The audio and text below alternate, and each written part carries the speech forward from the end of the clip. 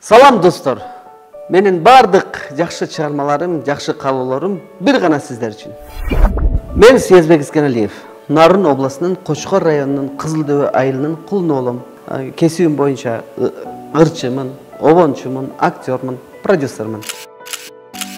Менин чыгармачылыгым бала чагымдан эле башталган десем жаңылышпайм. Мен ушул күнгө чейин үйдө аудиокассета бар. 3 жаштагы жазылган ырларым бар. Жаңы тилим чыккандагы десем жаңылышпайм. Ошол күндөн баштап мен ушул учурду аябай кыялдангам, жана ушул кесипти аркалап, ушул кесип менен билим алып, окуп, анан ушул даражага жеттим десем жаңылышпайм. Мен чыгармачылыгыма быйыл 20 жылдын жүзү болуп калат. Эң алгачкы чыгармам Өмүр деген чыгарма. Аны мен 2001-жылы ошо Борбордо спорт сарайда тушоом кезилген. Менин ырдоо жанрым лирикалуу, анан албетте эстрада менен фольклорду айкалыштыруу. Ошол стилде жүрөм. Менин үнүмдүн тембри тенор, высокий тенор.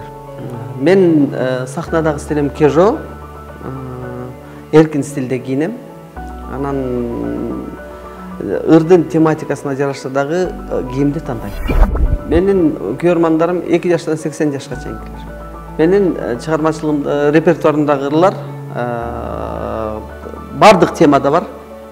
Эне жөнүндө, туулган жер жөнүндө, Кыргызстан жөнүндө, сүйүү жөнүндө, жана албетте мындай өзүмдүн бир стилим бар, мисалы үчүн аны элдин баары билет, маалым. Ошондо дайыма алып жүрөм. Мен дайыма сүйүү бул чексиз, ошон үчүн сүйүү темасын көбүнчө даңазалайм. Мен 2001-жылы сахнага аттандым. Анан 2005-жылы Эсимде деген чыгармам элге кеңири чыкты. Анын атынан да концерт да бердим. Анан эң популярдуу кылган бул Селки деген чыгарма. Бул чыгарма, Селки деген чыгарма, бул өзүнүн сапаты менен алды. Эң биринчи аранжировканын сапаты, ырдын сөзү, аткаруу менен жана ошондой эле обону баары төп келип, анан элге кеңири тарады деп жана ийгиликке жетти деп айта алам. Учурда мен өзүмдү ырчы катары көрүп көрөм, келечекте продюсер катары көрөм. Баягы жетелеп жүрүп окуткан балдар жок, бирок мен мисалы обончу катары көп ырчыларга баягы жардам берип, обондорумду жазып бердим. Ал дагы менин баягы алардын чыгармачылыгына болгон салымым деп эсептейм. Ырчы катары мен мисалы ошол эстрада менен фольклорду айкалыштырган бир стиль жасап чыктык деп жаңылышпайм. Обончу катары мен ушул ар бир обончунун өзүнүн учуру, доору болот. Мен дагы өзүмдүн доорумда, учурумда ошол учурга ылайыктуу жакшынакай обондор жазып жатам. Эми актер катары мен өзүм актерлук кесибимди бүтпөсөм дагы Эрнест Абдыжапаровдун көрөгөчтүгү менен актер деген ысым мага берилди. Жана актер деген кесип берилди мага. Эң башкысы ошо Эрнест агай ошол мендеги болгон баягы жашыруун жаткан талантты актерлук чеберчилигимди элге тартуулап берди. Башында коркуп жүрдүм, анан ошол көрөрмандар баягы көрөрман таандайт да негизи кандай ойногоңду, кандай негизи эле чыгармачылыкты жасаган иш чараңды көрөрмандар талдайт да. Ошон үчүн көрөрмандарым ошол бос салкынды көргөн сайын бирөө жаман көрсө, бирөө жакшы сөз айтып, бирөө канча деген чыгармачылыгында канча деген көрөрмандарым да кетип калды ошол роль үчүн. Анан аягында кайра түшүнүшүп, бул кино экен, эң башты сен жеткир ойногонсуң деген сөздү укканда мен өзүмдү актер катары өзүмө мындай ишенип калдым. Обончу катары эң башкысы баягы ырдын обону жакшы болуш керек. Кандай ырд жазылса дагы ошондо гана баягы элге жетет деп ойлойм. Негизи актер роль тандабайт деген сөз бар. Бирок мен ошентсе дагы өзүмдү бир трагедияда ойногум келет. балким болуп калса ага да күбө боласыздар. Мен өзгөчөлүгүм ар тараптуумун. Анан жөнөкөймүн, элпекмин. Эң башкысы элге жагам. Келечегимде мен ушуга чейинки айтып келген, мисалы үчүн, залкарлардын жолун жолдогум келет. Залкар обончулардын, залкар актерлордун жана ошондой эле ушу кино продюсерлукта дагы бир жакшы орунду ээлегим келет, продюсер катары. Мен репертуарымда бир гана өзүмдүн обондорумду ырдабастан башка обончулардын дагы чыгармачылыгына көз салам жана аткарам. Ошолордун бири Өмүр Керемет деген чыгарма. Булардын обону жөнөкөй жана кайрыктары жеңил.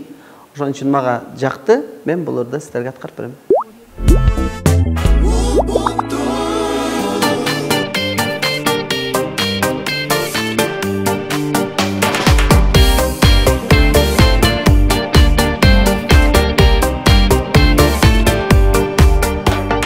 Бул жашоого шам болуп, кимдер келип кетпеген, көргөнүнө таң болуп, кимдер талдап чечпеген.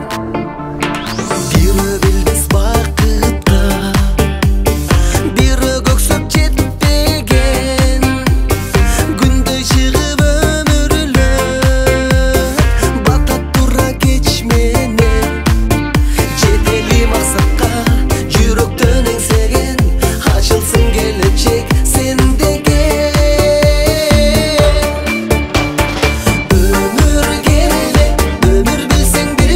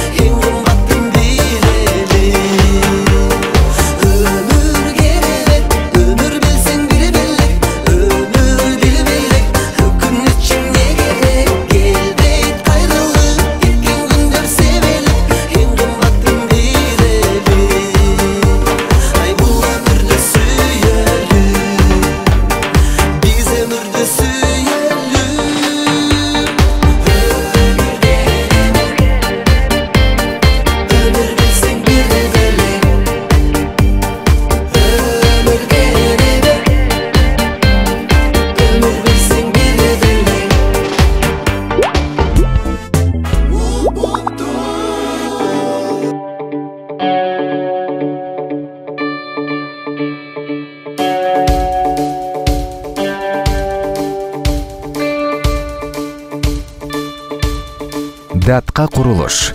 Биз менен жаңыча жаша. Teksan компаниясы Кыргызстандагы жарык берүүчү электр жабдыктарды чыгаруучу чоң компаниялардын бири. Электр жабдыктардын түрлөрү. Ыңгайлуу баалар. Туруктуу кардарларга арзандатуулар. Teksan компаниясы. Биздин дарек Игимбердиев көчөсү 1А.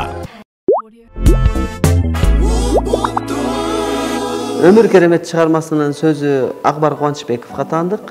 Ону Камчыбек Токсоновдука, аранжировкасын Эркин Мээрканов жазган. Он жеңил жана кооз чыгарма десем жаңылышпайм. Ырдын тексти боюнча айтсам, ырда мен көптөн бери ушул теманы ырдагым келчү. Анан ошол мен айткан сөздөрдү, мен каалаган сөздөрдү Акбар Кубанычбеков жеткире жазып берди. Өзү өмүр керемет деп айтылгандай эле, атындагыдай эле өмүр керемет. Мен негизи 3-4 гана аранжировщик менен иштейм. Анан ушулордун биринде Эркин байке дайым биринчи орунда турат. Себеби Эркин Мээрканов профессионал музыкант. Жана ал инсан менен иштеш жеңил, жана оюңду жеткире айта аласың ал инсанга. Бул ырдын аранжировкасындагы Эркин Мээрканов жеткире жазады. Аябай жакшы кылып, кооздоп, көрктүү кылып чыгарып берди десем жаңылышпайм. Аранжировканын стили диско стилинде. Басымдуу бөлүк гитарага коюлган, электро гитарага. Анан эң башкысы ыр, обон, аранжировка бири-бирине төп келди. Мен бир жылда 4 ыр жазам. 2001 жылдан бери эсептегенде, ар бир жылдан 4төн эсептегенде деле бир 40 ыр жаздым деп эсептейли. Ар бир чыгармамдын, мен аткарган ар бир чыгармамдын жүрөгүмдө орду бар. Мен кыргыз элиме каалоо тилегим ар бир кыргыз жараны бактылуу жашасын. Менин чыгармачылыгым мен үчүн менин өткөн чагым, учур чагым, келер чагым. Эң биринчи ырым өмүр деген чыгарма. Эң биринчи кином Боз салкын. Эң биринчи машинам Вента үлгүсүндө болчу. Эң биринчи сүйүүм азыркы келинчегим. Эң биринчи обонум ошо өмүр деген чыгарма.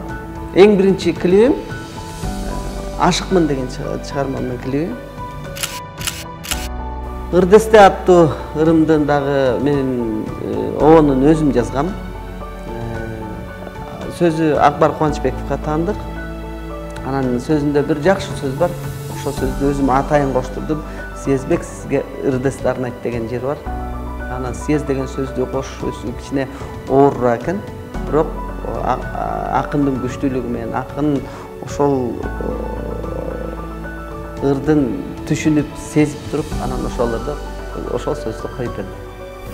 Аранжировкасы болсо, дагы бир мен эң жакын досум Бакыт Чакиев деген жигит жазды. Ал буга чейин менин Жылкычынын ыры, Даткайым, Ак көпөлөк деген чыгармалардын аранжировкасын жазган. Мында дагы бул ырдын, бул обонду, бул ырдын ажарын ачып берди десем жаңылышпайм.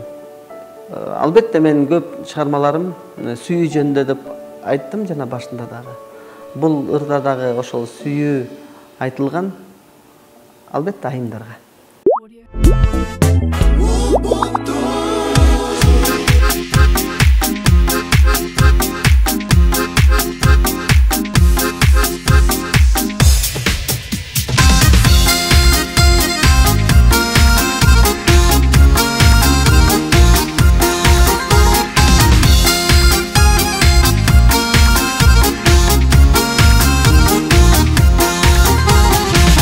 Салып ырымдырдап күн кечке, сырдашалы бул кечте, ырдан букет жасадым, сизге сунам гүлдесте. Жаңыруда алыстарга шаңыбыз, чоктой ысык жаныбыз, жүрөгүмдө катылган, ырды кабыл алыңыз. Bildim nege basıp jandadın, Göv içinden alınıp turgan,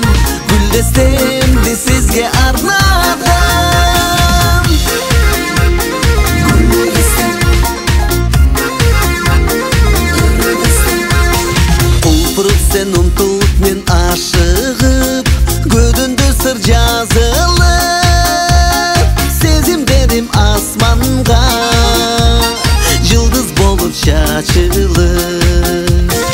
Ойлорумду сөздөрүмдү ийреттеп, көздөн барын билеттеп, жүрөк менен бул кечте ырын арнайт сездеп.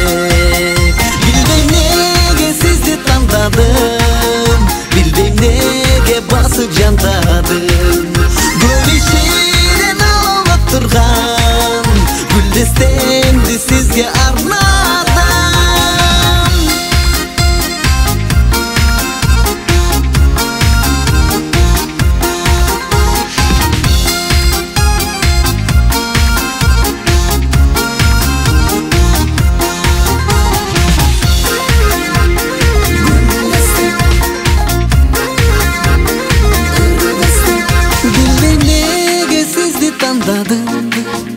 Bilbeyim nege basıp jandadım.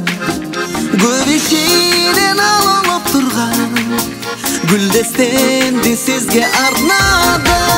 Билбейм неге сизди тандадым, билбейм неге басып жандадым.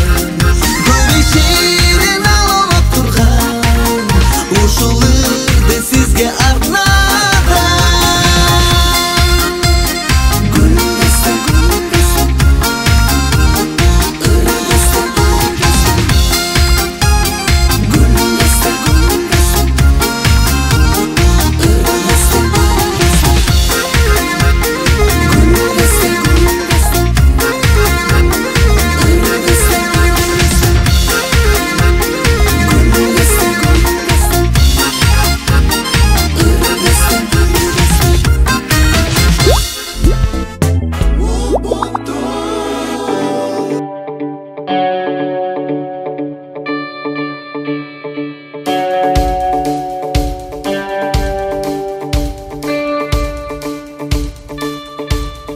Датка курулуш. Биз менен жаңыча жаша. Teksan компаниясы Кыргызстандагы жарык берүүчү электр жабдыктарды чыгаруучу чоң компаниялардын бири. Электр жабдыктардын түрлөрү. Ыңгайлуу баалар. Туруктуу кардарларга арзандатуулар. Teksan компаниясы. Биздин дарек Игимбердиев көчөсү 1А.